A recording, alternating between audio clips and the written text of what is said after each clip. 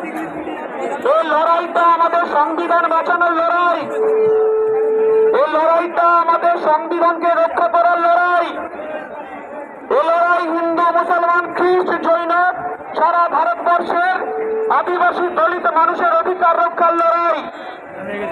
এই লড়াইয়ে আমরা সবাই সঙ্গ দেব।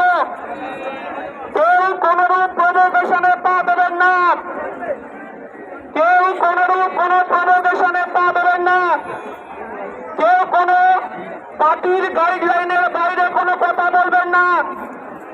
আব্বাস সিদ্দিকী পরিষ্কার নির্দেশ দিয়েছেন, আমাদের সংবিধানকে রক্ষা করতে হবে। জনবিরোধী যে বিল বিজেপি সরকার নিয়ে এসেছে, যতক্ষণ না প্রত্যাহার হবে আমাদের এই আন্দোলন চলবে। পশ্চিম বাংলায় যে সাম্প্রদায়িক হানাহানি চলছে, আমরা তার তীব্র বিরোধিতা করছি। আমরা আজকে এই মিছিল থেকে প্রমাণ দিতে হবে আইএসএফ একটা শৃঙ্খলাবদ্ধ দল। আইএসএফ নতুন বিকল্পের সন্ধান নিয়ে এসেছে। প্রত্যেকটা কর্মী আমরা সংবিধানকে মর্যাদা দিয়ে নওশাদ সিদ্দিকীকে সামনে রেখে আমরা এই মিছিল করব। এখানে কোনো ধর্মীয় স্লোগান হবে না।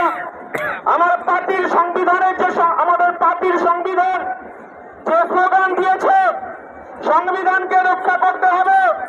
পার্টির ঝান্ডার জাতীয় পতাকা ছাড়া অন্য কোন সংগঠনের পতাকা আপনারা গুটিয়ে গাড়িতে এসেছেন, গাড়িতে রেখে দেবেন। কারণ আমাদের প্রমাণ করতে হবে 2026 সালে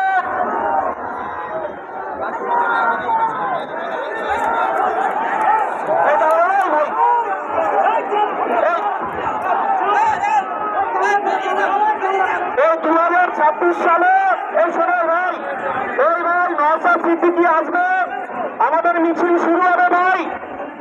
নওশাদ সিদ্দিকী ভাই, এই ভাই নওশাদ সিদ্দিকী শুরু হবে, আমাদের মিছিল শুরু হবে।